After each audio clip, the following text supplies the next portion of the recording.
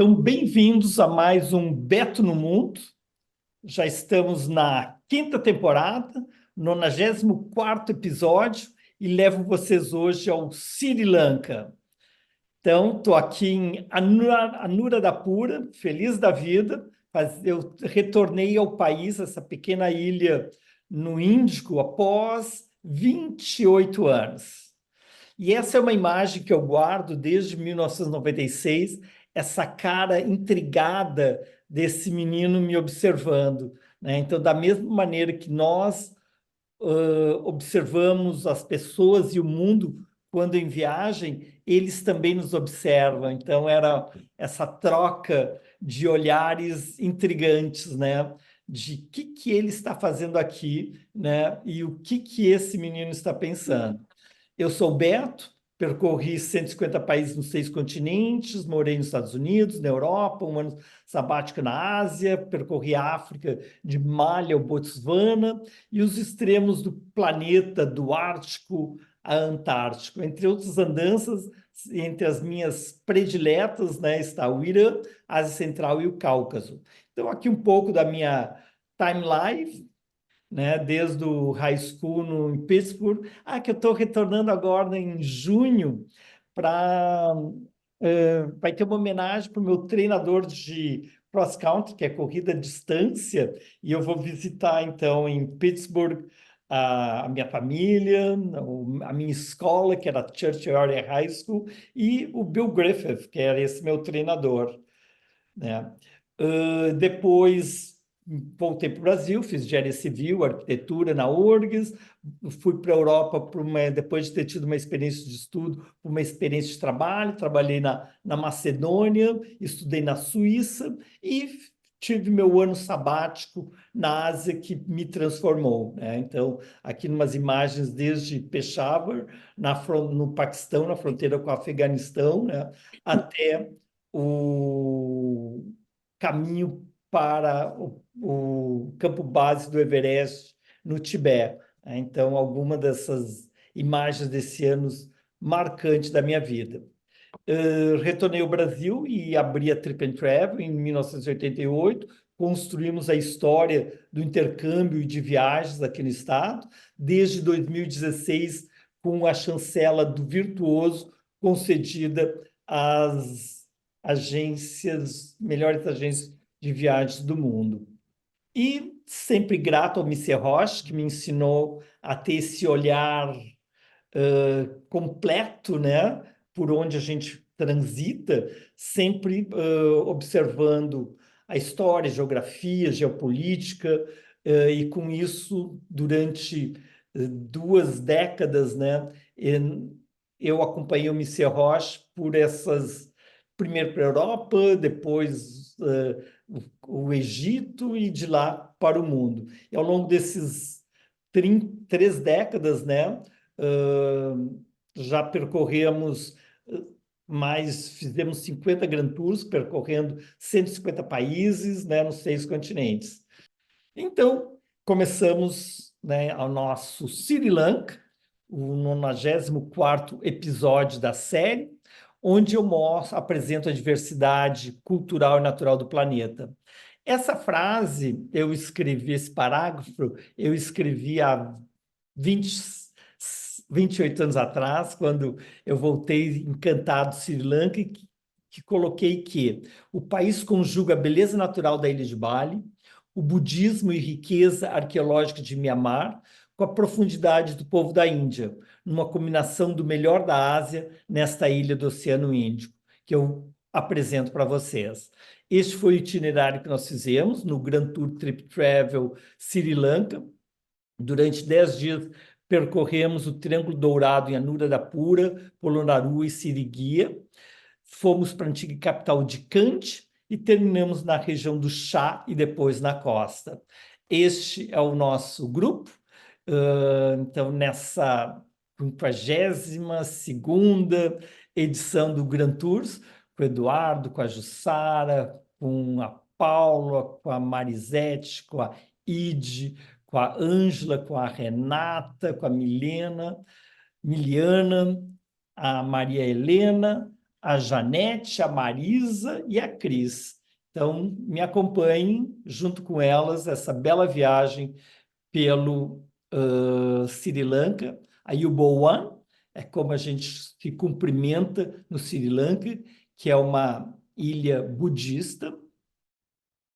E o nosso trajeto foi pela Emirates, nós saímos de São Paulo para Dubai, de lá fizemos conexão atravessando o Índico até a ilha de Sri Lanka, para serem recebidos com flores, né, e com toda a gentileza do povo singalês. E já no primeiro dia aqui, nós estamos indo de Colombo a Rabarana e um elefante selvagem que passou na nossa estrada.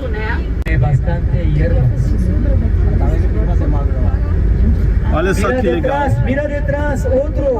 Allá detrás, Atravessando a estrada, olha aqui.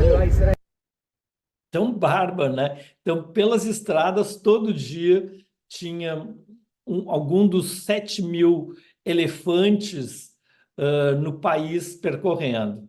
Né? A maior parte estão em parques nacionais, mas tem alguns em selvagens e que, em função disso, em extinção, né? Porque vai reduzindo o habitat natural deles. Né? E para sermos muito bem recebidos no Cinnamon Lodge Rabarana. Cinnamon Lodge Rabarana, no Sri Lanka. Nossa primeira das casinhas para explorar o antigo Ceilão. Daqui se visita as capitais de Anuradhapurna, que foi capital por 1000 anos, Polonnaruwa e Sirigaya. Muito legal essa minha casinha. Que legal, né? Muito bem começar a viagem com um ambiente tão bacana. Então, essa era a nossa casa durante 3 dias, bem a sensação de casa, né? Eram casinhas, vilas separadas e com uma excelente gastronomia local que a gente pôde saborear. E de lá, e só lembrando aqui onde eu fiquei há 26 anos atrás, era o antigo uma rest house governamental, né? E ali que eu fiquei. Né? Então, sempre muito legal. E em cada momento da vida a gente vai ter diferentes experiências, né? E todas elas são sempre válidas. Né? E o Sri Lanka, a capital é Colombo, também chamada de Sri Jayawardenepura Kota. A língua oficial é o singalês e o tamil. A religião, 70% budismo, 13% hinduísmo, 9% de muçulmanos e 8% de cristão. É um governo semipresidencialista. O presidente interino é o Ranil Wickremesinghe, o presidente, né, o primeiro-ministro Dinesh Gunawardena. É um país de apenas 65.000 quilômetros quadrados, com uma população de 21 milhões de habitantes, com um PIB de 14 mil dólares. E o IDHL, na metade ali da faixa, né, 0,782. E a moeda é a rúpia singalesa. A bandeira que nós estamos vendo aqui à direita é talvez a bandeira mais antiga, né, em uso no planeta. É uma bandeira que era utilizada em 500 anos antes de Cristo, ou seja, tem 2.500 anos. A figura do leão, né, Singa é leão, o povo singalês é o povo do leão, com a sua lança ali, e 4 pétalas, não, 4 folhas da Bo Tree, que é a árvore sagrada onde Buda atingiu a iluminação e cuja dos ramos foi trazido para o Sri Lanka, eu vou falar daqui a pouco. E essa outra bandeira que a gente vê por todo o país é a bandeira do budismo. Então, o budismo é tão forte no país que a bandeira que a gente mais vê, mais do que a bandeira nacional, é a bandeira da religião oficial, uma das religiões oficiais. O Sri Lanka, ele faz parte do subcontinente indiano, né? Então, aqui nós temos o Paquistão, a Índia, o Bangladesh. Na ponta, lá embaixo, nós temos o encontro do Mar Arábico, o Golfo de Bengala, no Oceano Índico, e à direita nós temos o Sri Lanka em verde. Então, o Sri Lanka é uma continuidade geográfica praticamente da Índia, né? Mas tem esse espaço de água, né? O pouco Strait que o separa. Por isso que ao longo dos séculos, ao longo dos milênios, né, houve sempre muita migração e integração populacional entre o sul da Índia e o Sri Lanka, razão das boas relações e das más relações que temos até hoje, né? Então, é um país dividido entre dois grupos étnicos, o grupo étnico singalês, que é budista, e o grupo étnico tamil, que é hindu, né? Os tamils vivem, né, mais na parte norte do país. Então, o Sri Lanka, essa pequena gota ou essa pequena pérola, né, linda que nós estamos vendo, e nós vamos percorrer daqui de Colombo, nós vamos para Anuradhapura, no North Central, depois vamos para Kandy e depois para a região dos chás. Então, com isso, nós vamos ter uma boa, espero, no final dessa apresentação, que vocês tenham uma boa visão do Sri Lanka. O antigo Ceilão, uma ilha ao sul da Índia, presente nas minhas fantasias infantis nos relatos de Marco Polo, que considerava como a mais linda ilha para o seu tamanho, né? E as aventuras de Simba, o Marujo. O Sri Lanka, com apenas 66 mil quilômetros quadrados, é pequeno o suficiente, com tantos pontos de interesse, que os deslocamentos são sempre relativamente curtos. A gente levava 2, 3 horas no máximo entre os locais onde a gente pernoitou, o que minimiza os desgastes de quando se está viajando. Principalmente se a gente for comparar com a Índia, que tem dimensões continentais. Em poucas horas, passe das montanhas do centro do país, com picos de mais de 2.000 metros de altitude, às praias tropicais da costa. Em destaque, né, os pontos que nós vamos estar visitando e que eu vou estar apresentando aqui hoje. Então, é com prazer que eu apresento, então, agora a história do Sri Lanka, os grandes movimentos do homem, né, vão acontecer ao longo de 60 mil anos atrás, né, quando eles vão da África em direção à Oceania, e nós temos o registro do o homem de Balangoda, de 38 mil anos atrás, no Sri Lanka. Então, o Sri Lanka tem comprovação de ocupação humana de quase 40 mil anos. Se a gente avançar na linha do tempo, né, e a gente chegar num período áureo de 3.000 a.C., quando nós temos as grandes civilizações do Egito, dos Sumérios e do Vale do Indus, né, nós, seguindo mais 2 milênios, nós vamos começar a ocupação e ao registro de culturas no sul da Índia e no Sri Lanka, que é a cultura dravidiana, né? E no norte, no norte da Índia, a cultura védica. E é desse período dos Vedas, né, onde nós temos os grandes épicos como o Mahabharata e o Ramayana.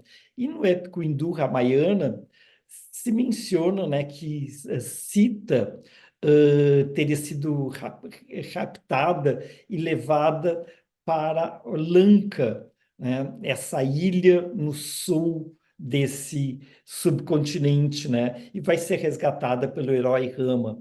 Então, há 3.000 anos atrás, né, já era mencionada nos grandes épicos a Ilha de Lanka, né? Aqui os personagens.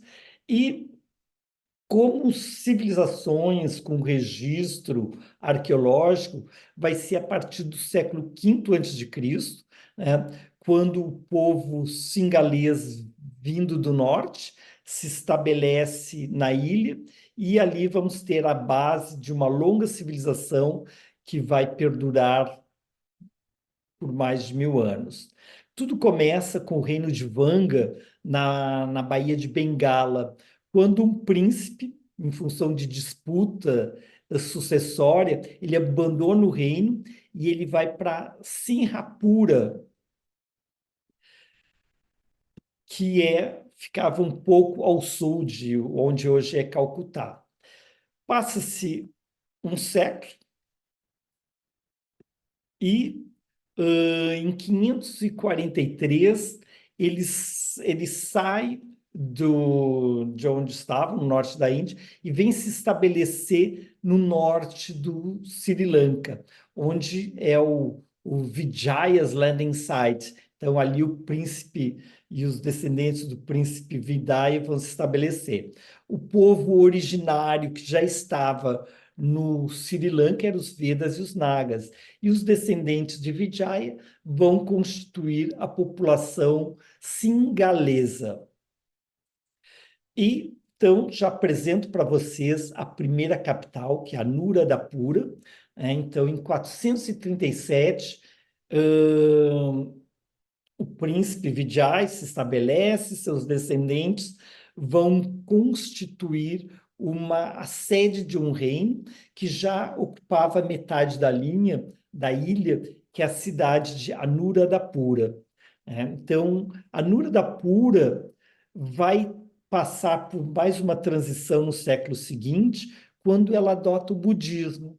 Então, Siddhartha Gautama, no século V a.C., atinge a iluminação no norte da Índia e vira Buda. E a propagação dos seus conhecimentos vão gerar o budismo, seja como religião ou como filosofia, e Ashoka, um imperador de uma grande império, que era o Império dos Mauryas, né? Ele vai adotar o budismo e vai divulgar essa nova religião, sendo que o filho do Ashoka, o príncipe Mahinda, ele chega até o Sri Lanka e vai converter o rei local a essa nova visão de mundo. E com isso nós vamos ter o budismo, né, incorporado como identidade cultural do povo singalês. Anuradhapura permanece como centro do reino pelos 1.000 anos seguintes. Ao longo desse milênio, a ilha sofreu constantes invasões do sul da Índia, onde o hinduísmo continuava a florescer. Trata-se do sítio arqueológico mais importante do país, né? Tanto pela sua longa história milenar, né? E outros 1.000 anos que esteve abandonado, principalmente em função dos encontros arqueológicos das suas pagodas, né? Como dessa árvore que a gente vê na nossa frente, que foi de um ramo da árvore onde Buda atingiu a iluminação, que foi trazido para cá, né, pelo filho do rei Ashoka. E o rei que vai adotar o budismo no Sri Lanka e que é venerado até hoje é o rei Vanampia Tissa, do século III a.C. Então, nós temos uma data a ser comemorada, que é o ano de 307. Então, 307 a.C., ou seja, 2.300 anos, o budismo é adotado como religião oficial do reino, né? E, na época, foi plantado um ramo da árvore na sombra da qual o Buda atingiu a iluminação, lá em Bodh Gaya, que é o Sri Mahabodhi, árvore de veneração até hoje. Então, tanto aqui quanto em outros lugares, em todos os templos principais, né, vai ter uma árvore do Mahabodhi, né, que é a árvore sagrada para os budistas. Avança-se um século e a Anuradhapura ainda domina metade da ilha, né, mas nós temos outros dois principados ao sul, o Kelaniya e o Ruruna. Mas, em 161, né, um grande soberano vai conquistar toda a ilha. Então, pela primeira vez, há 2161 anos, né, nós vamos ter a ilha toda unificada sob um único reino. Passa-se 4 séculos, né, em 273 depois de Cristo, nós vamos ter toda essa história da introdução e do desenvolvimento do budismo na ilha, registrado no livro de Mahavansa, né? Então, a grande crônica da formação do Ceilão. E vai ser nessa época que vão ser construídas as grandes estupas, né? Que são construções hoje milenares, né? Espalhadas entre plantações de arroz, lagos remanescentes de avançado sistema de irrigação que eles já dominavam, né? E que ainda abastece a atual cidade de Anuradhapura. A pagoda, entre as pagodas principais, né, eu destaco a Abrayadira, com 75 metros de altura, era um centro de um mosteiro de 5.000 monges. E antes de mostrar mais a cidade, queria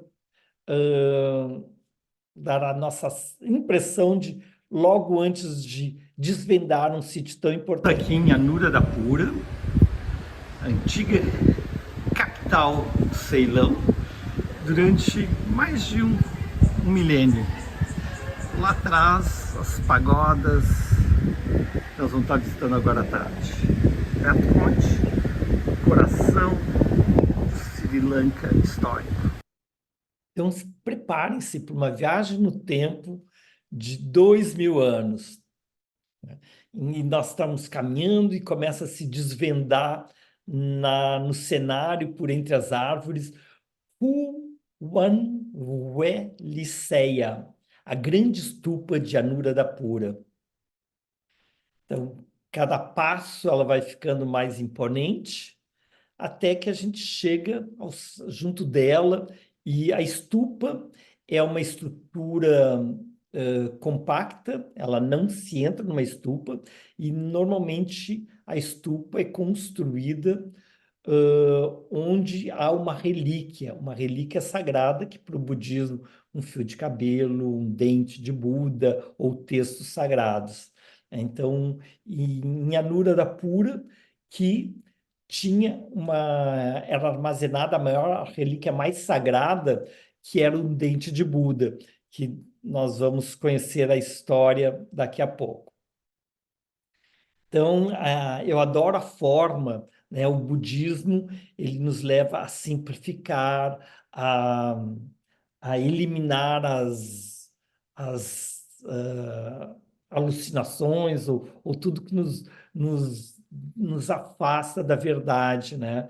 Então, os pensamentos impuros, e com isso, através da meditação, se busca, né, estar em sintonia com o cosmos, né? E eu acho que essas formas da estupa tão complementar, tanta continuidade, tanta simplicidade, nos ajudam neste processo.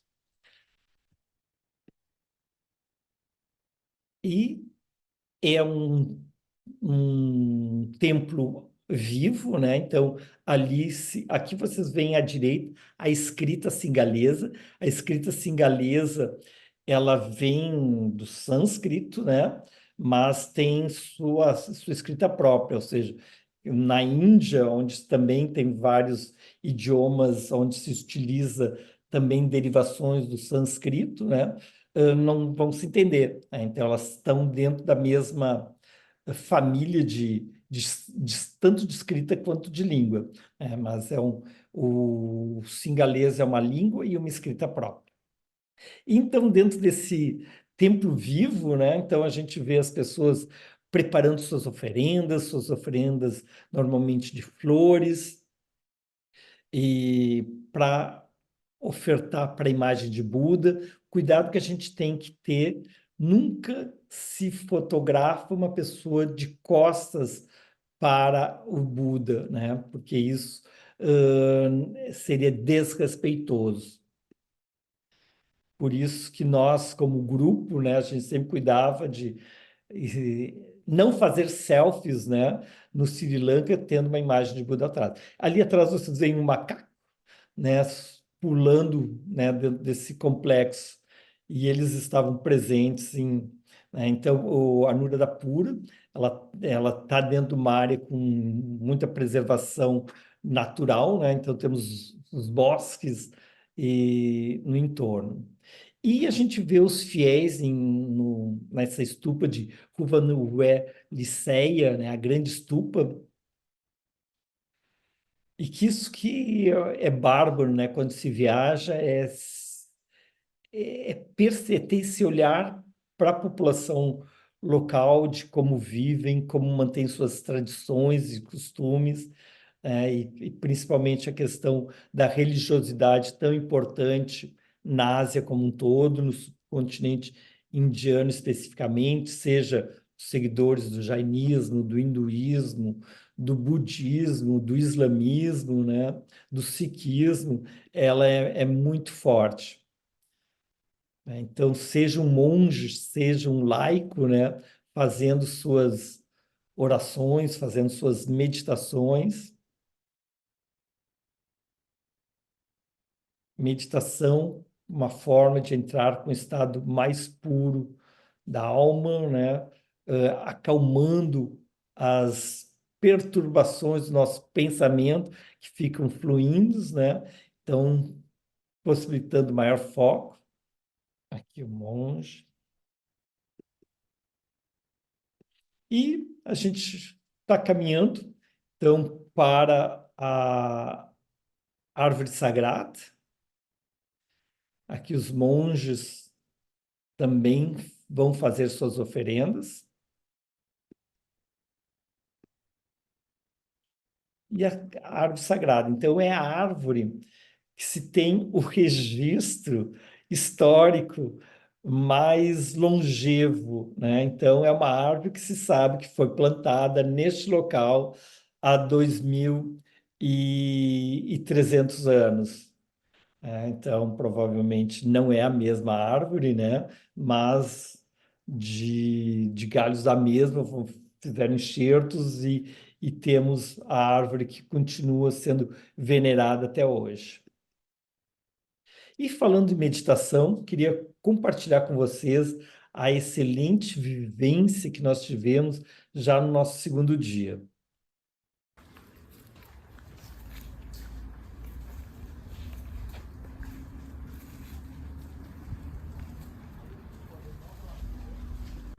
A paz, a serenidade, a tranquilidade, os sons da natureza aqui nesse mosteiro milenar no Sri Lanka. Então, ali, um monge nos recebeu, e para a gente conseguir entrar no astral, né? Então, se solicitava silêncio, né? Para cada um ouvir o seu eu interior. E ele nos conduziu através de uma experiência de meditação, tão jovem, tão sábio. E o lugar incrível em termos de paz de espírito, tranquilidade que nos proporcionou. Aqui algumas das mensagens que ele nos passou. o la meditación.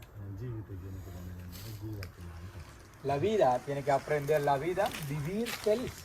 ඒක අපිට මේ මොහොතේ Vivir en feliz el momento. අතීතයේත් අනාගතයේත් ජීවිතේ මොකක්ද? No pueden entender la vida pensando de pasado, ya pasó. Futuro, ya no ocurrió. ඒ සඳහා මේ මොහොතේ Hay que vivir el momento. ඒ තමයි කිව්ව හතරත් එක කනෙක්ට් වෙනවා. Tiene que conectar estas 4 cosas. ¿Cuáles? Mente, corpo, coração e natureza. Muy bien. එතකොට මේ ආයෙම තේරුම් ගන්න අයලගේ ජීවිතය. Ya ustedes mismos ahora aprendiendo la vida. Dice, එතකොට තව කෙනෙක් ඉගෙන ගන්න. no hace falta aprender de otra persona. ලෝකේ ලස්සන කෙනෙක් නියම ගුරුවරු ගාවට ගියාම එයාලට කිසි දෙයක් ගන්න. Los buenos profesores del mundo no enseñan nada. එයාලා අපිට ඉගෙන ගන්න ඕන පරිසරය. Solo forma ambiente para aprender. සිද්ධ වෙන්නේ අපිට සිද්ධ කරගන්න. Los mejores profesores así. Entonces, alumnos aprenden cuando abre ambiente y camino, ya aprenden. ඒක නිසා නෝනාගේ ආපු ප්‍රශ්න හැම මොහොතකම ඉන්න. ඒ එනර්ජි එක වැඩි වුණා කියන ප්‍රශ්න මේක හරි ආශිර්වාද. Como la pregunta tuya, bueno, cuando la energía más tiene cuerpo, es más activo, tener esto sin parar y haga la vida como estos combinados de estas 4 cosas. Es meditación. ඒ වගේම මේ ශරීර ශක්තිය මොකට හරි යොදවන්නත් පුළුවන්. También nuestra energía pueden aplicar alguna cosa que necesitamos en la vida. සමහරවිට අපිට චිත්‍රයක් අඳින්න පාවිච්චි කරන්න. Pueden usar esta energía para dibujar una pintura, ඒ අපි ගිටාර එකක් ප්ලේ කරන්න. tocar una guitarra.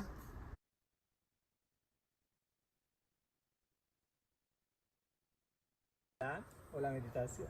ජීවිතය කියන එක දැනගන්න.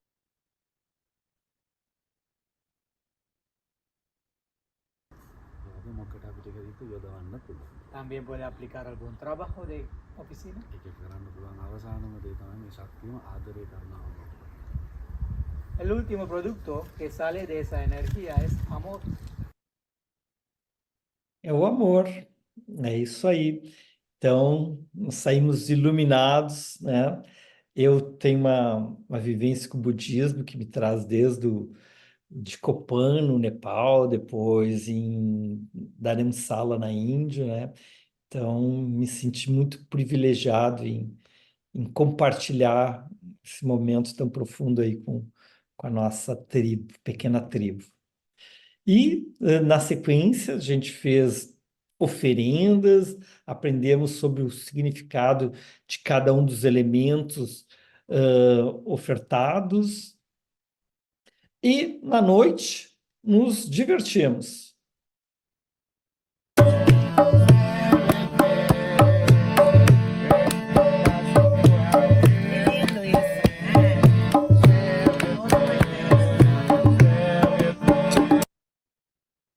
Então, foi bem legal, a gente pediu fosse algo diferente, não turístico, então a gente foi num lugar no meio dos campos de arroz, todo iluminado com velas, né? Onde eles comemoram como eles comemoram seus eventos, né? Com a música, com a comida preparada, né? Então, um esquema muito familiar que foi marcante para nós todos. E agora quero mostrar o cartão postal do Sri Lanka, que seguiria, tem essa posição fantástica, né? E ela nasce também com, se foi uma disputa principesca que leva à migração do rei Vijaya para o Sri Lanka, vai ser outra disputa que vai levar à criação de Siriguia, seguiria.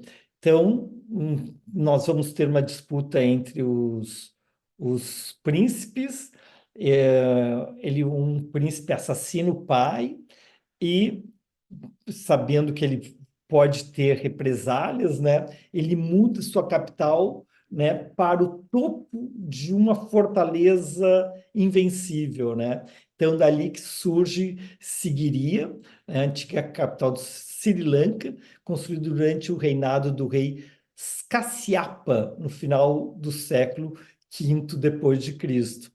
Então, ali, ele criou todo um sistema de... Vocês veem ali tanques e represas, açudes, templos, palácios, né, de forma que ele fosse autossuficiente, né, com o esquema de captação de água das chuvas, né, e tendo a falésia vertical como uma muralha, né. Ele se eleva a 370 metros de altura, né, e é patrimônio da Unesco, patrimônio da humanidade pela Unesco. E olha só a posição, né, que lá de cima ele tinha vista para todos a qualquer tropas vindo de qualquer uma das direções seria logo avistada, né, do topo do rochedo. E nós conseguimos subir esse rochedo, vou mostrar para vocês. Então, tudo começa aqui de baixo. Então, o grande monolito à nossa frente. As gurias aí preparadas para a subida. E nós vamos subir, então tem todo um esquema de a primeira parte que a gente já passou, eram escavados na própria rocha, né? E depois um sistema que a gente não sabe qual que era o da época, né? Mas que hoje são escadas externas, né? Que nos levam até lá em cima. São 1.200 degraus. E aqui um registro meu de 1996, conforme ia subindo, marcando, e o mesmo registro hoje, né, 28 anos depois. É lógico, muito mais viajantes do que na época. Na época, eu era, em alguns dos sítios arqueológicos, nós, estava eu e um amigo, nós éramos os únicos visitantes, né? Então, era bem aquela sensação de estar desbravando. Hoje, né, já está, né, principalmente pós-pandemia, e o Sri Lanka depende muito do turismo, né? Se, se se circulou com vários turistas, né? Mas muito de turismo interno e turismo vindo da Índia, né? Menos ocidentais. Então, ela foi o centro da capital do Sri Lanka por cerca de 17 anos, até que o rei Kashyapa, né, se vendo cercado pelo seu irmão, que queria resgatar o reino e vingar a morte do pai, né, ele acaba cometendo suicídio. A cidade lá em cima é abandonada pela dificuldade de acesso, vai ser esquecida e vai ser só redescoberta nos anos 30 do século XIX. Mas ali a gente consegue ver exatamente toda essa estrutura que permaneceu, né, mesmo abandonada, ao longo desses 1.500 anos. Feliz da vida de ter atingido o cume e com essa vista maravilhosa lá de cima. Dia no Sri Lanka, um palácio construído no topo do monolito rochoso, no século VI, há 1.500 anos atrás. Aqui, depois de termos conquistado Sirigaia, subido os 1.200 metros, agora a gente está descendo. Imagina só essa obra toda feita há 1.500 anos atrás.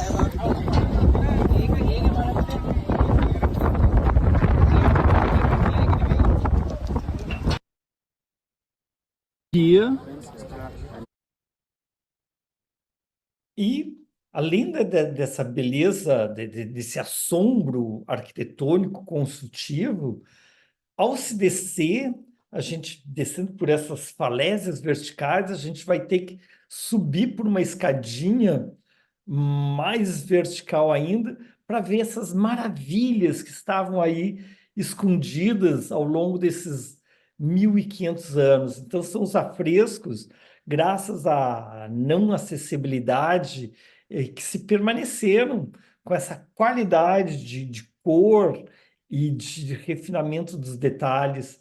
Então, essa é a Capela Sistina do Ceilão, fantástico, né? Assim, é impressionante a oportunidade de a gente constatar os adereços, as vestimentas, né? Ou a falta de vestimentas, e os traços da mulher singalesa do século VI. Seguindo, então, desse triângulo dourado, nós ficamos em Harabarana, que ficava muito conveniente para visitar 3 sítios: Anuradhapura, Sigiriya e agora Dambulla, com as bandeiras aqui budistas. Então, a gente tem que subir 160 metros, sempre acompanhados aqui pelos macacos. E chegando lá em cima, nós estamos num complexo do Templo Dourado, né, Patrimônio Mundial pela Unesco. São 80 cavernas, sendo dessas, temos 5 cavernas principais, com um rico trabalho de escultura, entalhe na rocha e pintura e afresco nos tetos, né? É o mais bem preservado do complexo de templos em caverna do Sri Lanka, construído a partir do século I a.C., mas grande parte que a gente vê é do século XII, que é o século dourado, que nós vamos falar mais sobre esse período em Polonnaruwa. As cavernas de Dambulla,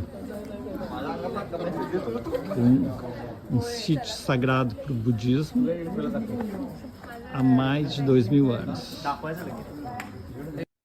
Chegamos no final da tarde, com a luz maravilhosa do crepúsculo, e fomos surpreendidos. Se o sítio como um todo já era fantástico, né, com essa rocha, com essas construções, quando a gente entra lá dentro, são murais que cobrem uma área de 2.100 metros quadrados, né, contando a história de Buda, de Siddhartha Gautama, né, desde as tentações de Mara, o primeiro sermão de Buda. Então, ele funciona como funcionavam os vitrais na Idade Média para nós, contando as histórias, né, para um povo não alfabetizado. Aqui nos afrescos também é um registro da vida de Buda de uma forma visual, com multitude de estátuas, né, com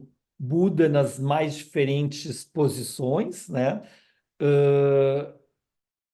e mostrar para vocês aqui como impressiona no conjunto. O Templo de Dambulla, também chamado o Templo Templo das Cavernas, onde temos centenas de Buda em estátuas e em afrescos. Todo o teto decorado. E o grande Buda deitado.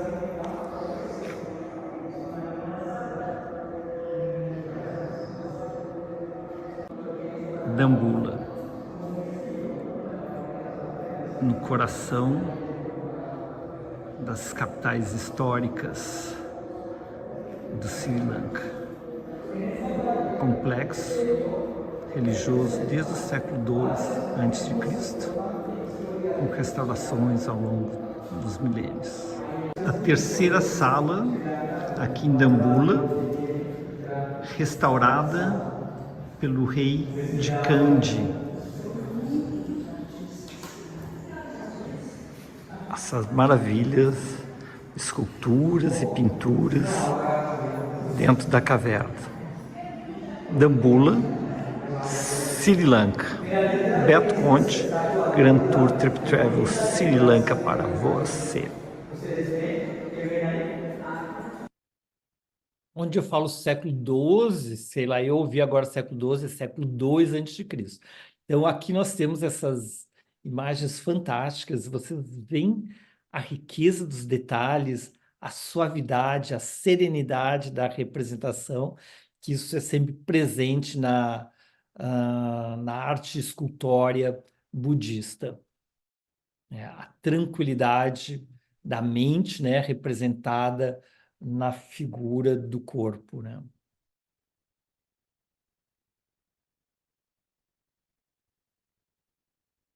Um verdadeiro museu. Olha só o que é a beleza dessa peça. Almofada, os detalhes ali na almofada. Isso em pedra, né? O olhar. Muito, muito lindo.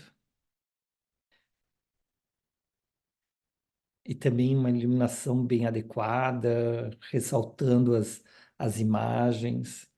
E seguindo lá fora, continua a beleza da natureza, nos ramos, no sol se pondo, e com isso terminando mais um dia fantástico. E, falando em conclusão, também terminando um ciclo na história do Ceilão. Então, a Nuradhapura, que surge em 437 a.C., ela vai ter o seu eclipse, né, no século XI, quando em 1017 ela é conquistada pelo Império Chola, um império do sul da Índia. E antes de continuar com o próximo capítulo, né, queria mostrar um pouquinho para vocês da nossa gastronomia que nós desfrutamos ao longo da viagem. Aqui num dos mas releitura de casa de família, né? Então já é mais montadinho como um restaurante, mas é uma família que nos atende e é preparado em recipientes de barro, os curries, que é a comida base do singalês. Sempre se come curry, né? Então pode ser curry de vegetais, curry de carne, das diferentes carnes, gado, porco, ovelha ou de peixe, né? E o curry é vários temperos preparados, né? E cada família vai ter o seu curry de casa. Aqui nós estamos já preparando a sobremesa. Estamos aqui preparando a sobremesa, uma panqueca, que vamos colocar banana e coco ralado, queimado. Olha só que linda. Banana caramelizada. Fecha. Essa é a Sandra Kumari, nossa especialista aqui da culinária singalesa. Parabéns, Sandra. Uma delícia. Olha aqui as panelas de cerâmica, de barro. E eu ajudei ali a preparar um curry. Depois, o meu era um curry com algum dos vegetais. Todo mundo adorou. Até que isso era de Lady's Fingers, quiabo, curry de quiabo. Maravilhoso. Olha a cara de alegria das gurias. Aprovaram. Então, continuando a nossa história, então, o primeiro capítulo foi a Nuradhapura, por 1.300 anos, daí Polonnaruwa, né? Então, após a queda de Anuradhapura, conquistada pelo Império Indiano Chola, a capital do reino singalês foi transferida para Polonnaruwa, mais para o centro da ilha. Então, aqui vai continuar a nossa história, e um lugar fantástico, que se já me encantou há 28 anos atrás, continua me encantando hoje, né? E principalmente os feitos e fatos do rei Parakramabahu I, né? No século XII, que foi o grande consultor, foi o Ramsés deles, né? De imponentes obras. Em 1153, nós temos Polonnaruwa, da mesma maneira que a Nuradhapura, em determinado momento, unifica, né, em 161 a.C., toda a ilha. 1.000 anos depois, em 1153, nós temos Polonnaruwa como a capital de um reino singalês budista unificado. Então, graças a isso, um reino forte, e esse século XII vai ser o século do apogeu, né, de Polonnaruwa, com as construções que a gente vai ver. Aqui eu coloquei uma seleção de fotos de 96 para vocês compartilharem comigo o meu passado, né? Então, aqui, chegando em Polonnaruwa, as imagens que vocês vão ver hoje cobertas, né? Então, na época, estavam ao relento, né? Então, possibilitando muito maior intimidade com as várias estátuas de Buda, né? Em pé, deitado e sentado.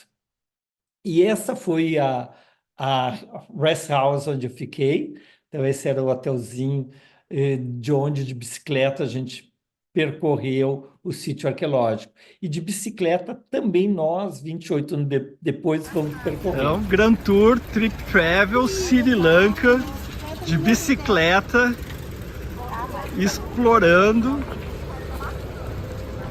o reino de Polonnaruwa. Muito legal. Palácio Real de Polonnaruwa, a segunda capital do Ceilão, do século XI ao século XIII. É o período medieval dourado do Sri Lanka.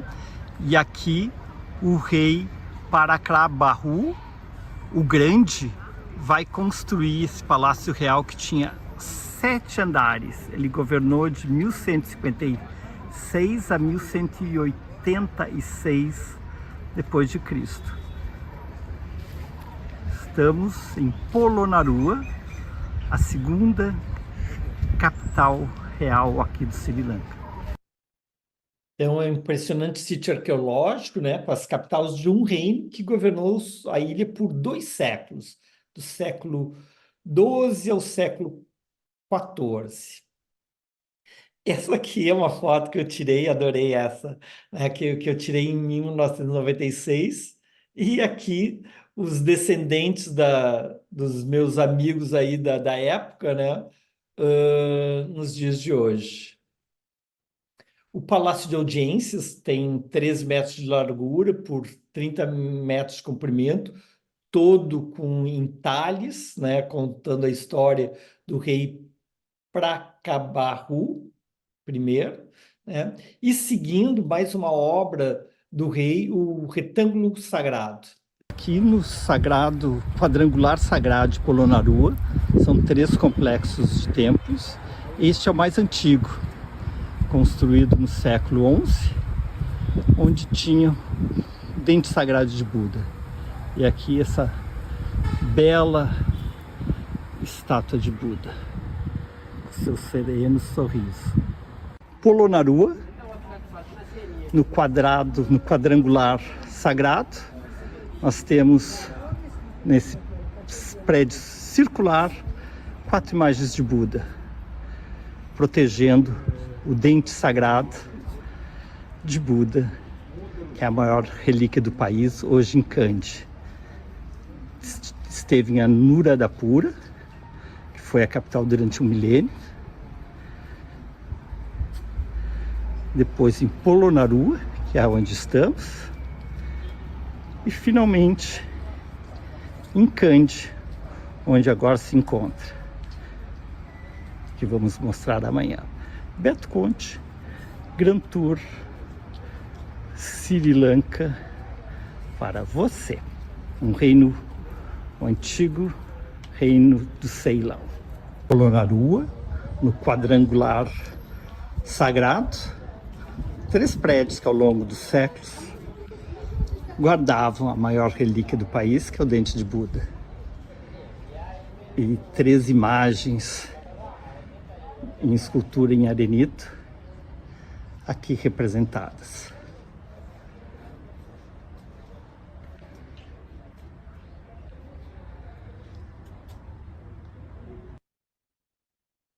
Aqui no sagrado.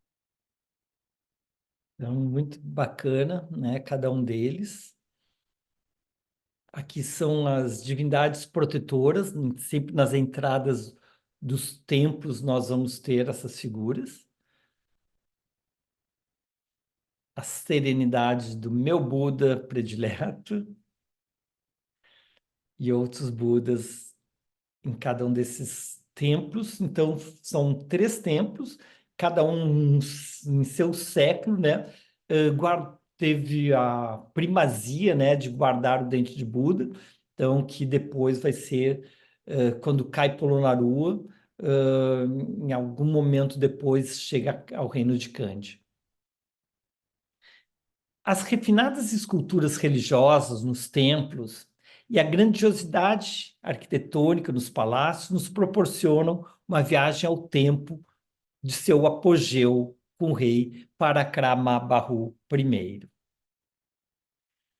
E aqui, pega-se a bicicleta, se caminha, se anda mais alguns 10, 15 minutos, se chega ao Galvirá, que é o apogeu escultório de Polonnaruwa, né? É parte do mosteiro norte do rei Parakramabahu, é o ápice de imagens de Budas escavados na rocha, com 4 estátuas em monolitos de granito. Ao lado a gente vê a figura de 7 metros de ela em pé. Então nós temos a imagem de 1996 à esquerda e a de hoje à direita. E essa imagem poderia ser Ananda, né, um discípulo de Buda com a face sofrida pela partida do mestre a caminho do Nirvana. A beleza estética de proporções, a textura da pedra, as ranhuras do veio, né, tudo faz com que essa seja uma obra-prima que a gente não canse de admirar.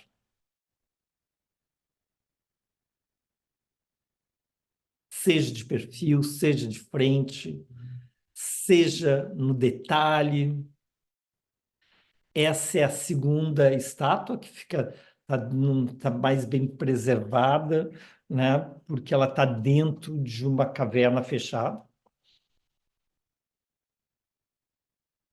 E a terceira e a quarta, né? Então é o Buda sentado, o Buda dentro da caverna, o de pé e esse deitado.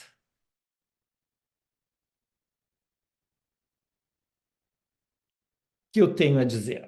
Galvirá, o Templo da Rocha, um masterpiece da escultura na rocha, aqui em Polonnaruwa, no século XII, período dourado do reino medieval de Polonnaruwa, que reinou do século XI ao século XIII. Obra do rei Prakamarabu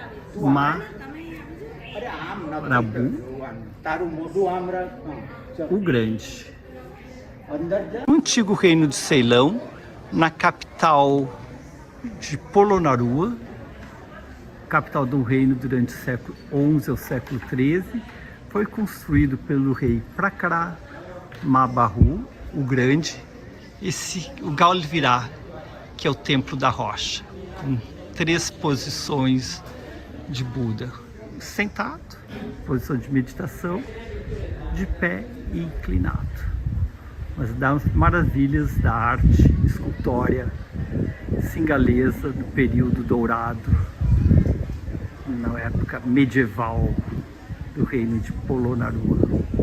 Beto Conte, Grand Tour Trip Travel Sri Lanka para você.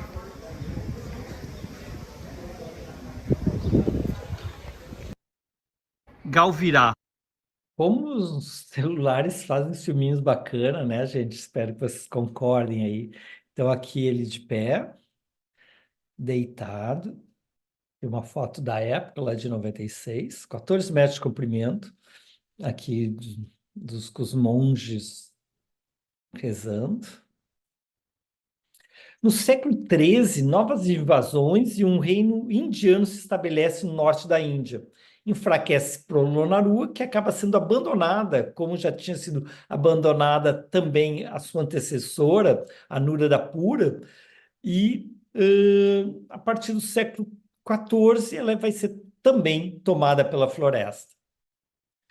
No século XIII, então, esse reino hindu que surge no norte do país vai tomando conta da ilha e fica só um pequeno reino no coração, né, que é o reino de Dambedenia.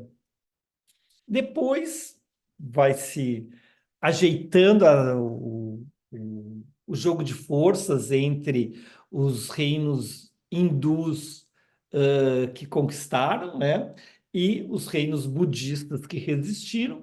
Então, o reino de Kochi Kochi, atual Colombo, né, vai retomar seu crescimento, né, a partir de 1400, até que quando chegam os europeus, no início do século XVI, nós vamos ter a ilha de Sri Lanka dividida em 3 reinos principais, né? O reino de Java, que é um reino hindu ao norte, o reino de Kochi e o reino de Kandy, né?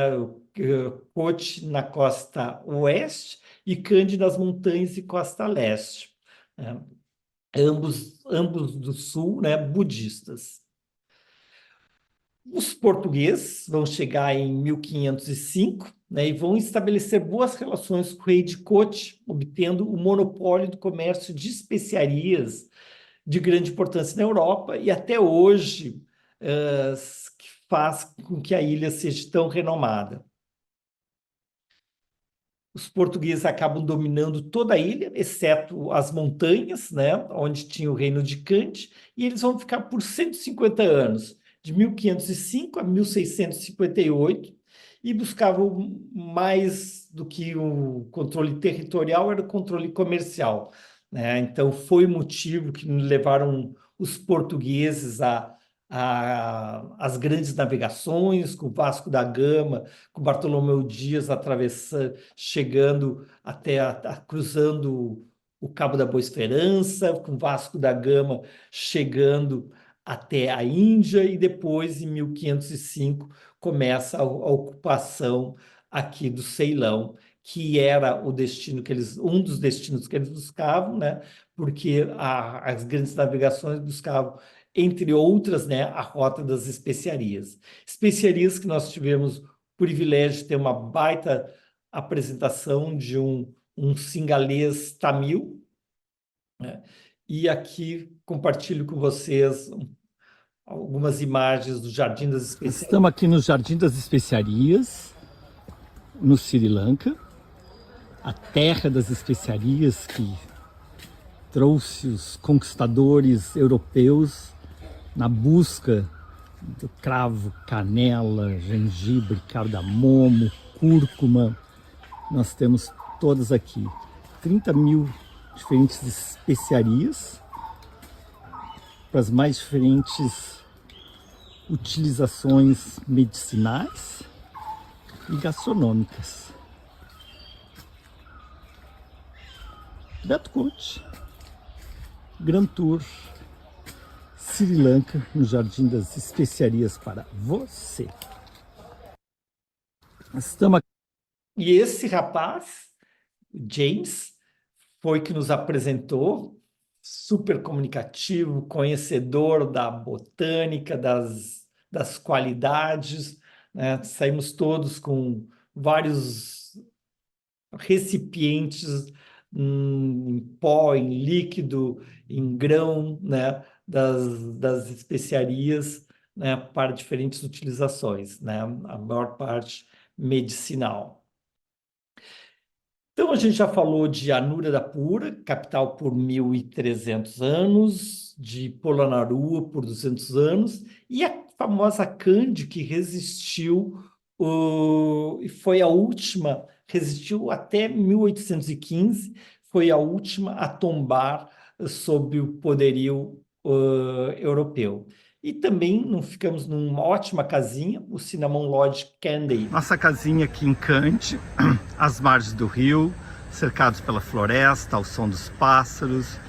Vai ser nossa base para explorar as belezas de Kandy, a última capital singalesa que resistiu até o início do século XIX à ocupação inglesa. E ali nós tivemos um baita espetáculo no dia que a gente chegou, para a gente conhecer a arte da corte de Kandy.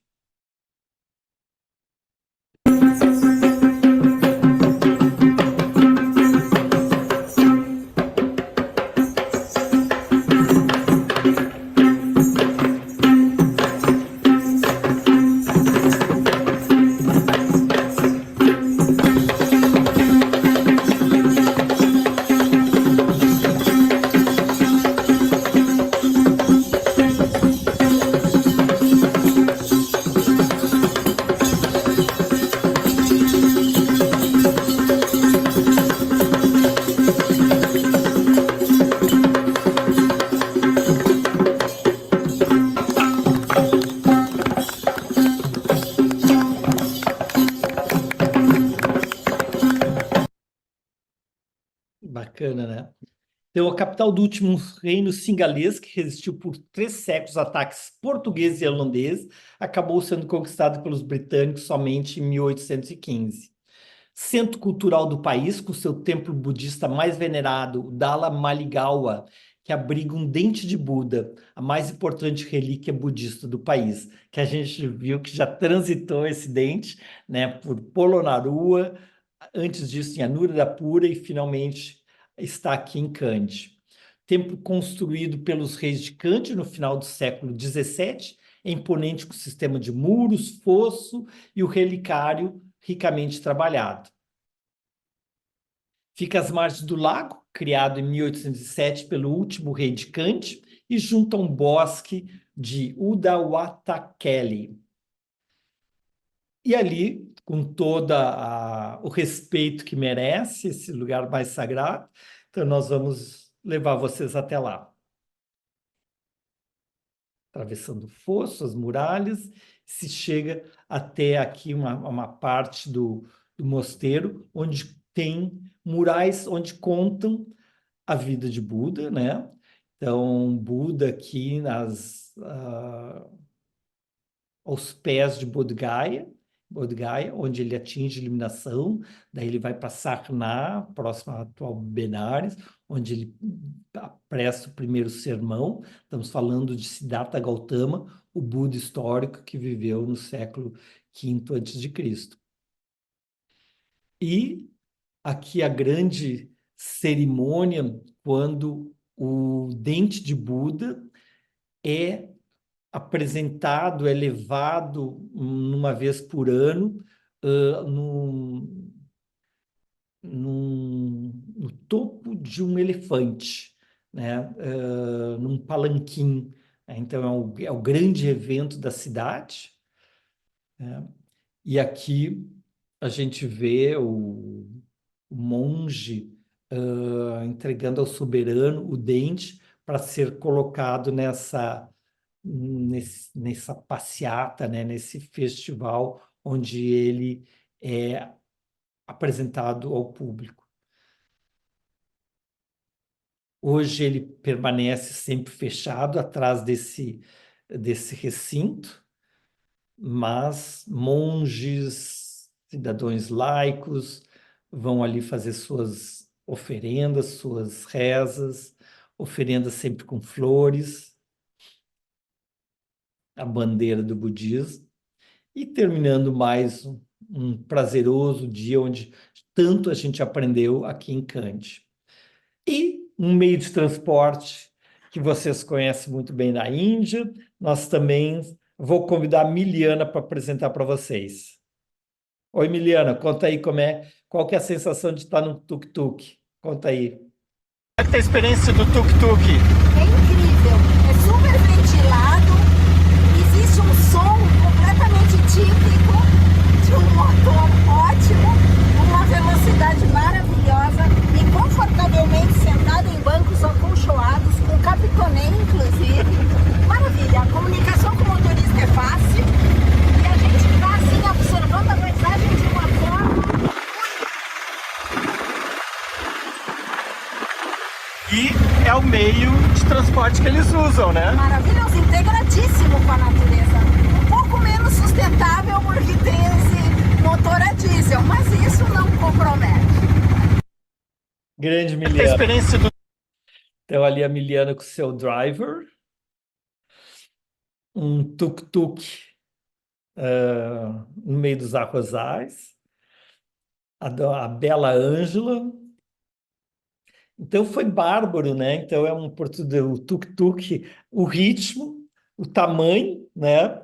E ele nos permite, né, a gente se sentir totalmente integrado, né? E a gente utilizou para ir se deslocar em Kandy entre os templos. Foi uma experiência máxima. Achei muito legal, né? O nosso operador local foi super cuidadoso em nos proporcionar, além do tradicional, né, grandes experiências como festival de música, experiências gastronômicas, meditação, experiência de transporte, né, e daí mais outras surpresas que a gente vai ter ainda que eu vou ficar mostrando para vocês. Então, aqui os templos têm um circuito de templos no entorno de Kandy, né, que era a capital cultural e religiosa do país, né? E um deles é o templo de Gadaladenia, né, construído no topo de um rochedo no século XIV, é budista com anexo hindu e é super, super cênico. Então, ali nós com ponte, um laguinho ali com flor de lótus, as gulerias, decorando o nosso templo. E esse artista plástico me fez essa reprodução, né, daquela imagem lá da Capela Sistina, né, que eu comentei de Sirigaia. Fiquei muito, muito feliz de estar com essa peça aí. Então, novamente, aqui a Sacred Boa Tree. The Sacred Body Tree, a árvore abaixo da qual Buda atingiu a iluminação. Estamos aqui nos arredores de Kandy, visitando um dos templos budistas construído no topo do maciço rochoso.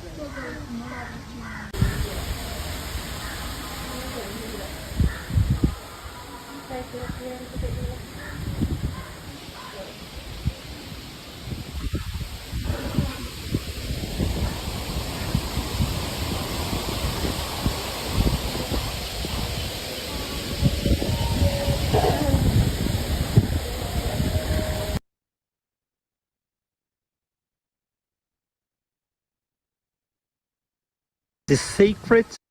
E caminhamos mais um pouco, mais o templo de Tuk-Tuk, chegamos no templo de Lankatilak, já é hindu com anexo budista, né? Então, refletindo o sincretismo não, a combinação de religiões que tem no país, as duas religiões predominantes, né? O budismo, 70% da população, né? E daí o hinduísmo com 13%. E um belo cenário de terraços de arrozais e colinas que nós passamos. Então, aqui nós estamos entrando nele. E o querido nosso guia, ele, Water Lilies, né? Ele vai nos dar para cada uma Water Lily para nós fazermos nossa oferenda.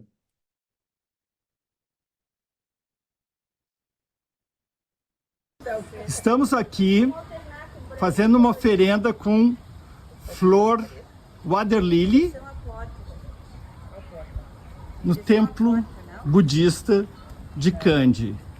Senhor Eduardo, Dona Paula, Lidiana, Janete, Marisete, Ângela Maria, Cris, Miliana e seu sorriso, Bela Renata, Jussara e Sumido. Hi, Juan. Estamos aqui. Dice que pasen apurando. Van a cerrar a comer.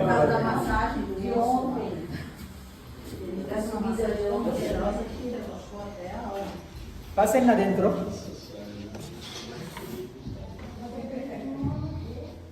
Vamos a quitar esta parte. Sí. Mira, los tallos.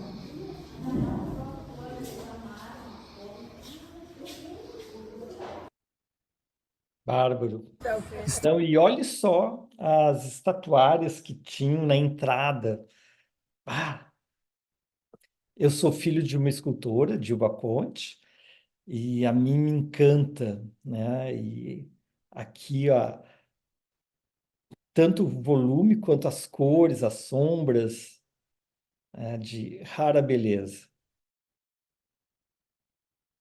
Além das portas e do Buda e as centenas de imagens de Buda feitas como oferendas embaixo. E sempre a fé e a ternura, né, do povo singalês. E o último templo que a gente visitou nos entornos de Kandy é o Embek, encontra os mais belos entalhes nessa estrutura de madeira de mais de 500 anos, com refinada imagem de apsaras, né, que são as dançarinas celestiais e animais sagrados. E também muito legal por ser um templo ativo, né, então com a população local, né,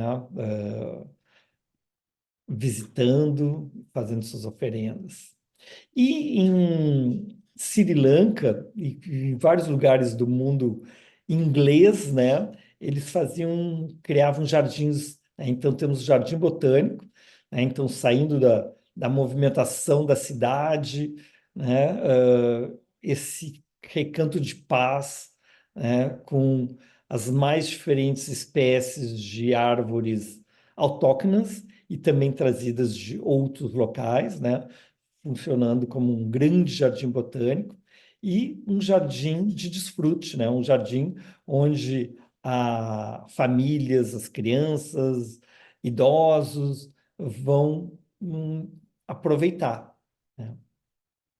Diferentes vestimentos representando os diferentes grupos étnicos do Sri Lanka, mas sempre a paz ali que ele nos proporciona. Um passeio pelo Jardim Botânico de Kandy, é muito popular aqui pela população local. Todas as plantas majestosamente tropicais.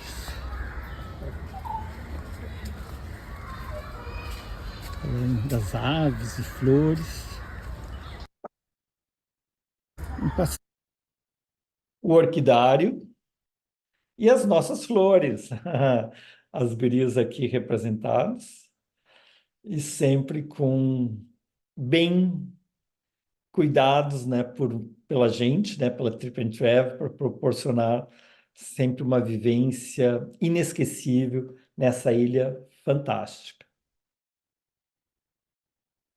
Depois dos portugueses, vai vir a época dos holandeses, que eles vão substituir os lusitanos, né, em 1658, e eles estavam interessados exclusivamente no comércio e não na conversão religiosa. Então, da mesma forma que os portugueses tinham conquistado todo o entorno e o centro do país continuava independente, com o reino de Kandy, né? O mesmo vai acontecer com os holandeses. Só os ingleses, já em 1796, com o reino de Kandy já mais encolhido ainda, né? Vai iniciar a conquista inglesa, que vai culminar em 1815 com a tomada de Kandy. Então, da mesma maneira que Anuradhapurna tinha um reino singalês unificado, Polonnaruwa também, 400 anos depois da queda de Polonnaruwa, nós vamos ter novamente um Sri Lanka unificado, mas por uma força externa, né, pelos ingleses, e que vão ficar até metade do século XX. A partir de 1832, com leis de propriedade de terra beneficiando o estabelecimento de britânicos, o país ficou coberto com plantações de café, canela e coco. Uma rede de estrada e ferrovias, inclusive uma que nós vamos utilizar, foi construída para o escoamento dessa produção. A partir de 1869, vai ter uma praga, um fungo que vai atacar as plantações de café. E daí, então, eles vão ser substituídos pelo chá, que continua renomado até hoje, considerado o melhor chá preto do mundo, e é o segundo maior exportador mundial, o Ceilão. E para poder colher, que é um trabalho, como nós vamos ter presenciado, né, manual e totalmente artesanal, né, tendo que ser pegado folha por folha, eles trouxeram mão de obra mais barata, né, os ingleses, da vizinha Índia, que também era uma colônia da coroa. E isso vai afetar ainda mais essa relação entre população singalesa budista e a população tamil hindu, né, que vai ter suas consequências mais adiante. Então, Alexandre, nos fala sobre um pouco do chá do Sri Lanka. Estou agora no coração da Medina de Marrakech, no Riad, la Vila des Orangers, para contar um pouco para vocês da região dos chás de Sri Lanka. O Sri Lanka é o quarto maior produtor de chás do mundo, portanto, uma viagem ao destino, uma viagem ao Sri Lanka, precisa incluir, obviamente, uma visita aos campos de chá. Essa região do país é uma região de contemplação, de degustação de chás, visitar uma fábrica, passear pelo campus de chá. E sobretudo o que eu gosto mais nessa região é poder tomar um chá à tarde com aquela neblina no meio das montanhas dos campos de chá e curtir, ler um livro, ver a televisão e parar um pouco no tempo e contemplar esses campos de chás que temos à perda de vista. Merci, Alexandre. Então, vamos para Nuwara Eliya, com esses fantásticos campos de chá que cobrem todas as colinas. Esse aqui é uma imagem de 96, né, quando eu fiquei ali no Alpine Hotel. Então, nós já estamos a 2.000 metros de altitude, então é frio, né? Vamos ter essa neblina. E agora, para o grupo, né, a gente proporcionou uma experiência bem legal no Tea Factory Heritage. Estamos aqui na região dos chás, nas montanhas, no centro do Sri Lanka.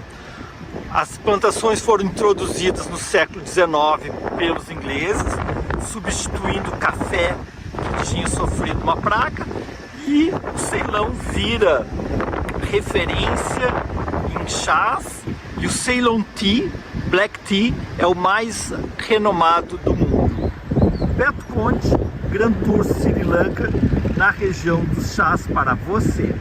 Aqui na região dos renomados chás do Ceilão, no coração do Sri Lanka, uma propriedade bem interessante, Heritage Tea House, que era uma antiga fábrica de chá convertida em hotel.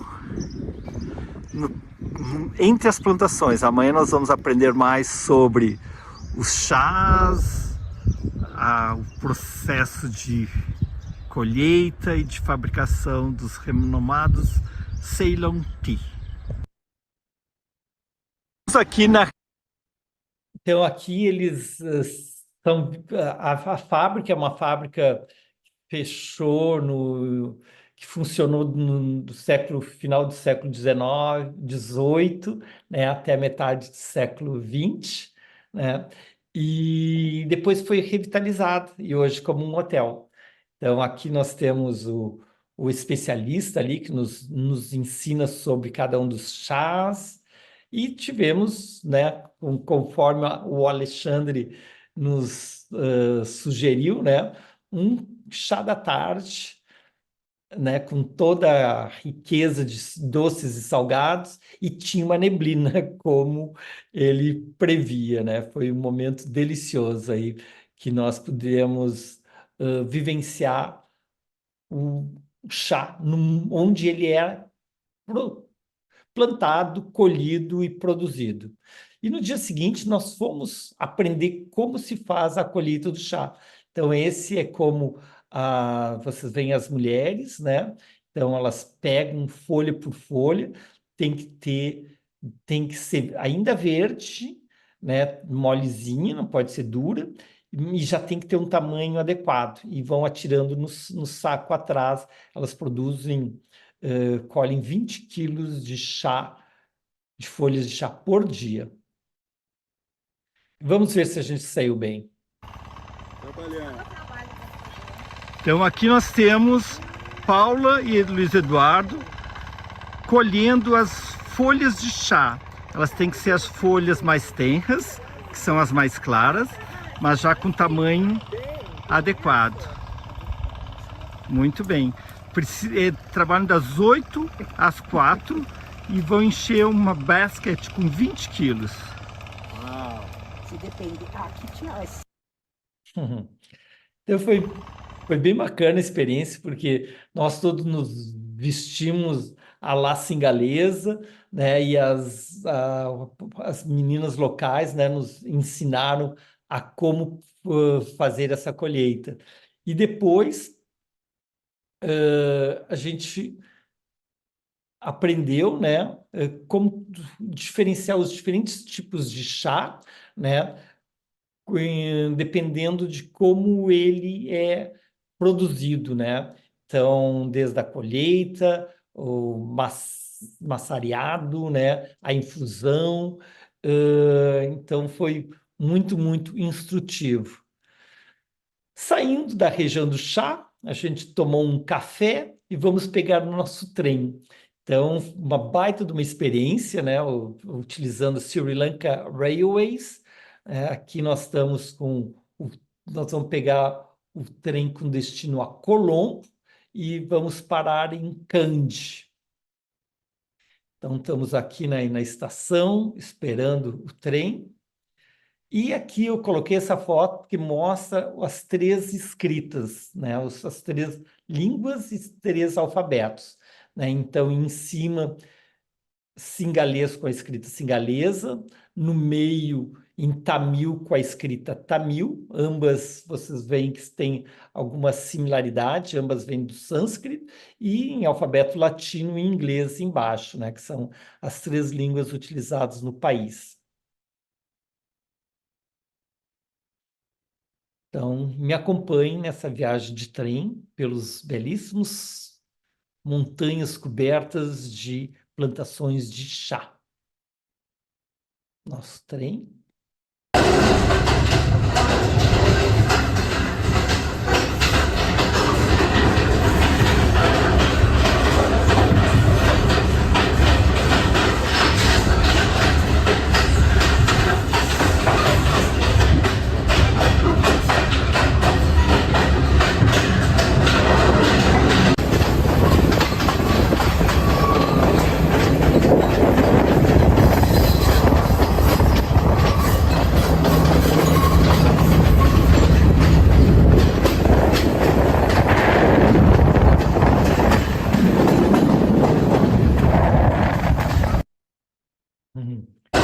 Belíssimo registro aí.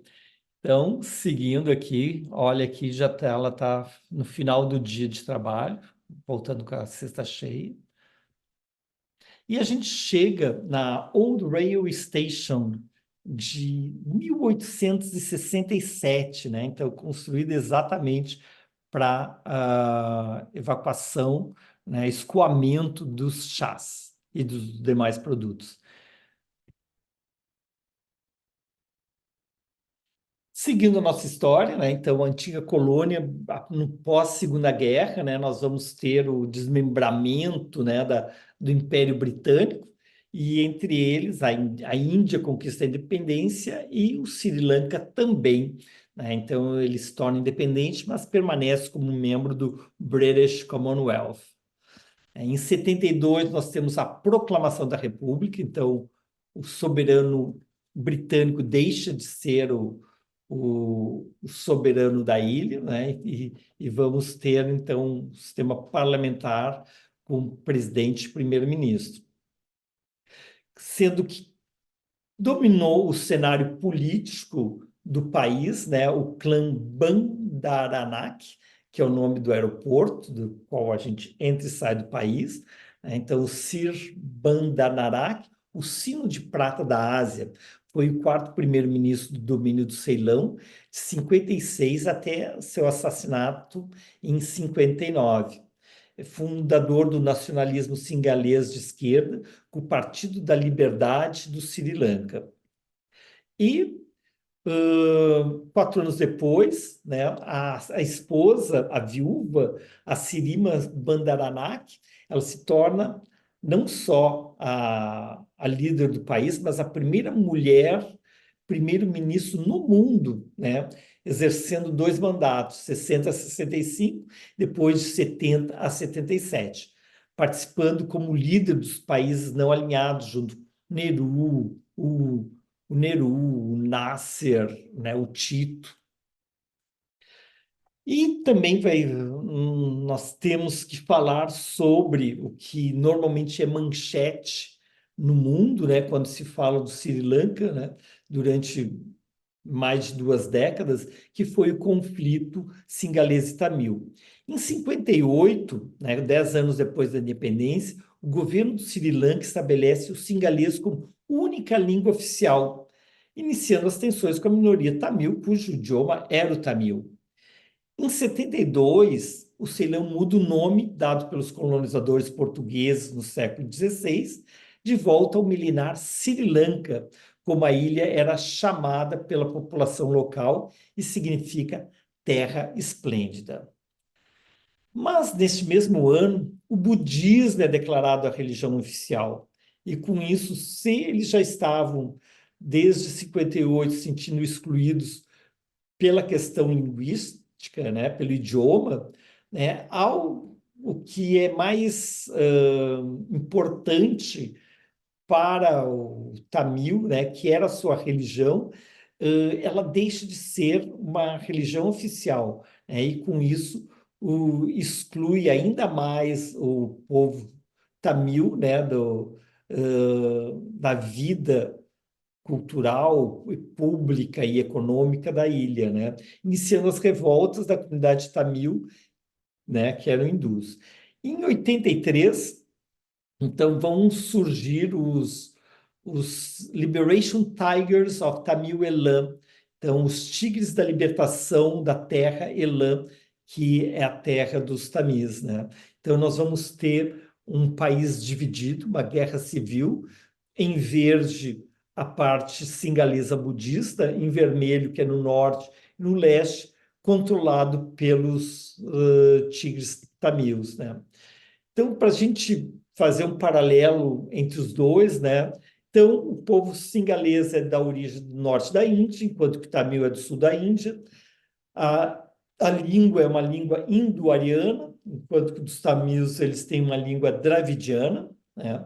Então, a escrita é da mesma família, que usa o sânscrito, mas como famílias linguísticas, são duas famílias linguísticas diferentes, indo-ariana e dravidiana. E a religião, o singalês é budista e os tamils são hindus. Então, o conflito singalês-tamil vai ter violência de ambas as partes, né? Então, começam as rebeliões e começa massacre de ambos os lados, né? Tanto da ação do governo quanto os revoltosos, depois quanto dos revoltosos, né? Quanto as comunidades budistas na área que eles ocupavam. E a gente vai ter um período de 1/4 de século de insurgência intermitente entre os tigres de liberação da região tamil e o governo singalês. Os rebeldes eles lutavam para formar um estado independente chamado Tamil Elam nas partes norte e leste de Sri Lanka. A guerra brutal teve 100 mil mortos, né? E só se encerra em 2009, né, com a vitória militar do governo e a eliminação dos líderes rebeldes. Então, foi uma vitória unilateral, né? Mas, a partir de então, né, nas negociações para acalmar as duas comunidades, o tamil voltou a ser uma língua aceita, né? Então, nós temos escolas em língua tamil, escolas em língua singalês. O tamil volta a ser respeitado como uma das religiões oficiais, né? Então, com isso, nós temos um quadro mais ameno, né? Desde 2009, né? De conflito entre as duas comunidades. Em 94, a filha do casal Bandaranak, né? Chandrik, se torna a primeira mulher presidente do Sri Lanka e governou o país até 2005. Ela esqueceu da mãe? Não. A mãe foi designada como primeira-ministra com atribuições cerimoniais até sua morte no ano 2000. Então, com isso, nós temos os Bandaranak desde 1956, 56, né? 56 até 2005, 5 décadas no poder. 2009, nós estamos no final da Guerra Civil, e o atual presidente, eleito em 2022, é muito experiente, né? Ele já exerceu o cargo de primeiro-ministro 6 vezes desde 93. E o primeiro-ministro, né, é o atual líder do partido de esquerda, Marajasa Eksá, e que o partido está é líder do partido desde 83, né? E ele está no poder fazem 2 anos, 2022. Com isso, a gente termina a história do Sri Lanka, mas não com as suas atrações. Queria compartilhar, nós que já falamos de história, de cultura, das tradições, dos sítios arqueológicos, da gastronomia, da meditação. Queria mostrar a nossa diversidade animal com os National Park. Tem 11 parques nacionais na ilha, desde os leopardos tipicamente discretos e os elefantes que, quando aparecem, são muito presentes. Então, nós estamos na entrada do parque, já se viu alguns elefantes, daí seguimos por dentro do parque com um veículo de 4x4, passando por diferentes meio ambientes, né? Até que a gente entrou no meio da selva, né? Então, por pequenas estradas no meio do pasto elevado, né? Que era o terreno ideal para os elefantes. E aqui nós estamos fazendo um safari no Parque Nacional, onde temos elefantes. Então estamos aqui num Jeep 4x4. Pelos matos.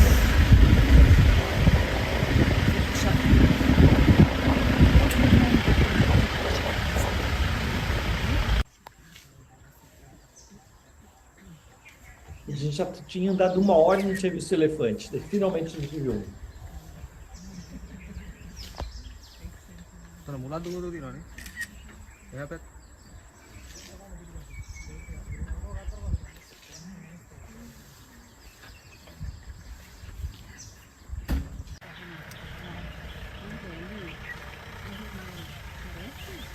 E agora a gente puxou uma família inteira.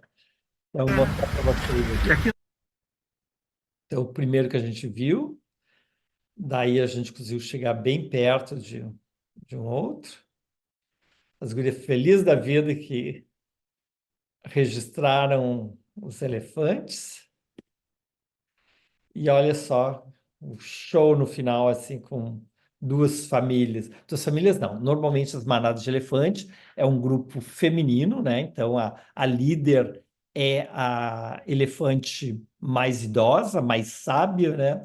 Depois tem as filhas, as netas, e os garotos permanecem no grupo familiar até os 12 anos, quando daí eles seguem caminho solo. Então, quando vê uma manada, sempre é feminina. Quando vê elefantes isolados, são elefantes machos.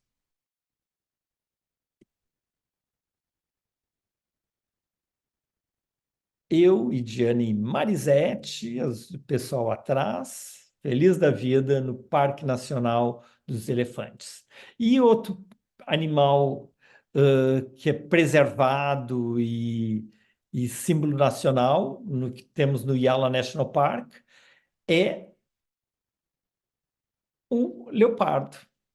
Então, essa figura maravilhosa, né, está aqui no Parque Nacional de Yala. O país também é famoso por suas pedras preciosas e semi-preciosas. Nós fomos lá aprender sobre as safiras, que têm diferentes tons de pink, purple, yellow, orange, blue, né? E as mais diferentes pedras preciosas e semi-preciosas que o país comercializa, né? Então, as riquezas do país estão na pesca, no chá, nas pedras preciosas, em dinheiro remetido pelos trabalhadores no exterior, né? E eu queria terminar agora nossa apresentação com algumas cidades que nós não visitamos no Grand Tour, mas queria deixar registrado para vocês, né? Gale, porto histórico construído pelos portugueses no final do século XVI e refeito pelos holandeses no século XVII, né? E era o principal porto do país por onde escoava as especiarias das rotas das Índias, até que foi construído o Porto de Colombo no século XIX. Fica entre as praias de Ricaduva e Unadaduva. E aqui, Ricaduva, que eu visitei na minha primeira viagem, maravilhosa, paradisíaca, belas praias no extremo sul do país, uma área de população singalesa budista.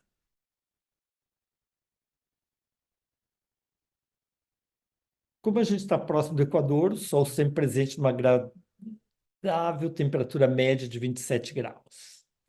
E na culinária, deliciosos frutos do mar que estiveram presentes no nosso dia a dia. E terminando por Colombo, o antigo reino de Cote faz parte de Colombo, a capital e maior cidade do país. O centro comercial fica aqui no Forte Colombo, o qual era, de fato, um forte até o período holandês. Então, aqui umas imagens da cidade de Colombo, com as estátuas budistas, relembrando estarmos num país majoritariamente budista. E nós terminamos a nossa viagem fazendo uma ponte entre as águas do Índico do Sri Lanka e as águas do Índico das Maldivas para a qual nós íamos. Então, aqui nós ficamos no Negongo Beach, super cênico. O dia amanhecendo aqui em Negongo, uma das praias do Sri Lanka. Muito legal que ainda tem resorts, mas ainda tem toda essa parte de pescadores voltando às suas redes, colorido dos barcos.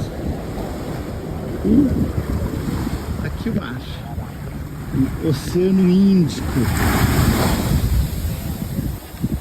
que banha as águas aqui do Sri Lanka, essa ilha no sudoeste da Índia, sudeste. Logo mais estamos seguindo para as Maldivas. Beto Conte, Grand Tour, Sri Lanka e Maldivas para você. Pessoal consertando as redes.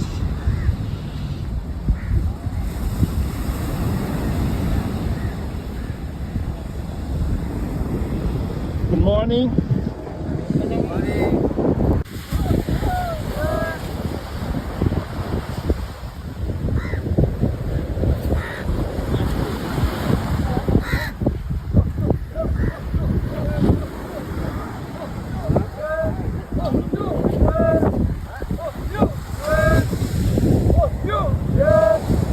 Trabalho coletivo aí para tirar o barco da água.